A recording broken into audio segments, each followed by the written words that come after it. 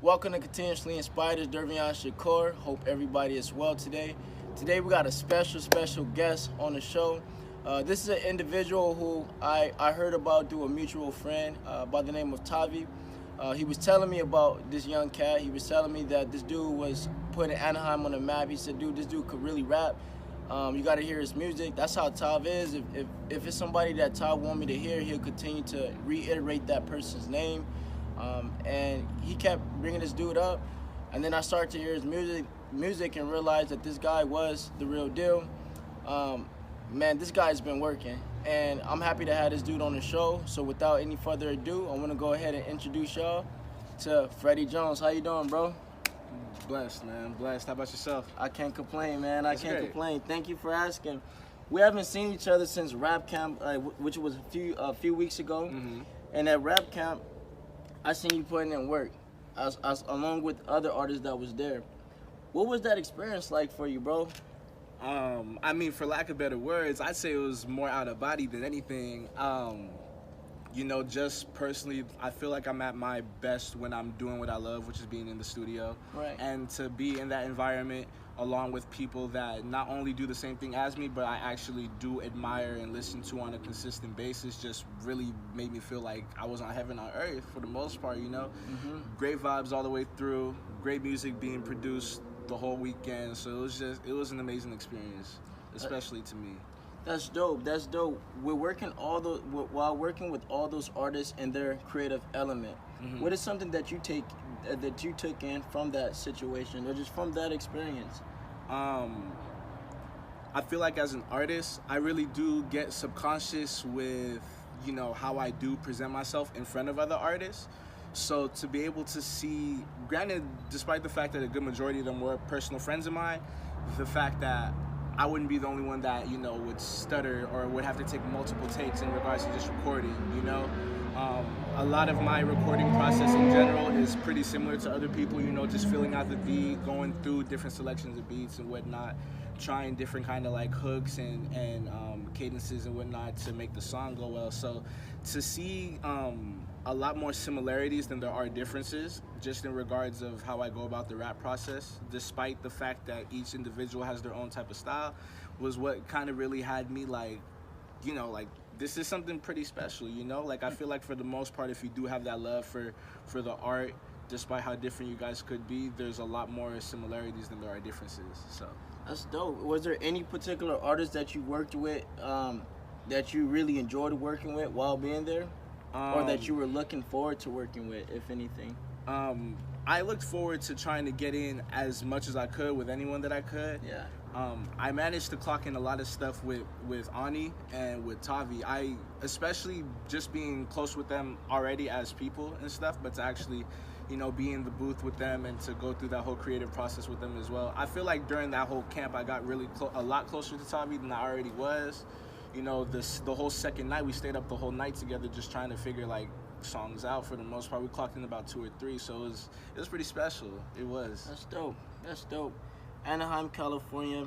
That's where we're currently at. Yes, sir. Yes, sir. The place that you Represent to the fullest. West side to the west side. West Side. Let's speak about Anaheim. Let's speak about your upbringing, man. Mm-hmm. Where were you born at exactly? I know off camera you were telling me that you were African as well. Mm-hmm. Let's talk about that a little bit. What was your upbringing like, bro? Right. So for those who don't know, I'm actually Congolese American. Both of my parents are Congolese, but I was born in the States. I was born in Boston, Massachusetts. I lived out there for the first year of my life, and then we moved to Manchester, New Hampshire.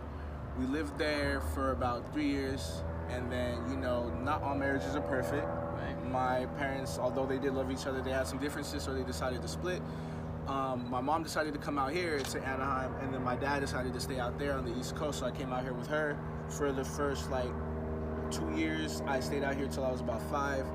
Decided to move back over there with him. So from when I was 5 to when I was about 10, I was living with him. Our situation wasn't all that great, and so he thought it'd be in both of our best interests for me to come out here, stay with my mom. So I ended up coming back over here when I was 10, like a couple months shy of my 11th birthday, and I've been out here since. So granted, despite the fact that I did live on a whole completely different coast, I feel like most of my prominent life experiences were right here in Anaheim, you know, so I consider myself from here, you know. Absolutely.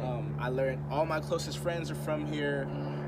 Damn near everything that I feel like was important for me to learn in regards to just life, period, I learned from here and stuff like that. And plus, like, I lived out here like, I'm 22 now, so I've been here like 12 years. Gotcha. On top of like the 3 years that I was here when I was younger, so it's like I've been here. I spent a good majority of my life out here in the city, so it's like I'm from here, you know. Hey, absolutely, absolutely, and it seems like the city embraced you, bro. So you know what I'm saying, you're doing very well. It sounds like you are the only child. Am I wrong about that? Honestly, very, Bro, very. Interesting. So, my mom herself, she has 5 children, including me. Okay. My dad has 7 kids. He got 4 sets of twins. I'm the only one of his kids that isn't a twin. Wow. So that's pretty amazing. It kind of makes me happy because I feel like my chances for twins are really high, and I kind of want to just knock out both at once, so I ain't got to worry about, you know, having to raise more than one baby at different times in my life. Granted, you know, like, I love kids, so it doesn't really matter to me in regards to that. But, yeah, I have, in regards to older siblings, I have two sets of older twins, and I have the older sister on my mom's side. And then I really don't feel like doing the math right now, but everyone else is younger. Yeah. Everyone else is younger.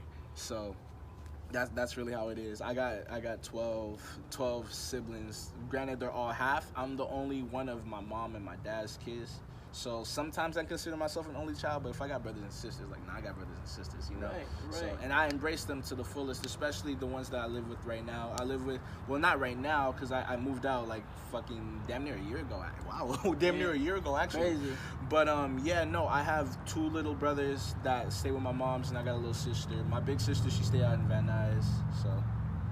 Got you. What do you think is some of the lessons or some of the characteristics that you felt your mother implemented on you or planted in you that you felt served you well throughout your whole life? Or even just some of the lessons. I know sometimes when we're younger, our parents are teaching us lessons, and sometimes we don't quite understand it at the time. But as you're getting older, you're just more thankful for those things. I would say for your mother and father, actually. One big thing is I feel like for the most part, a lot of people did learn that, even subconsciously, but it's like the golden rule: treat people the way you want to be treated.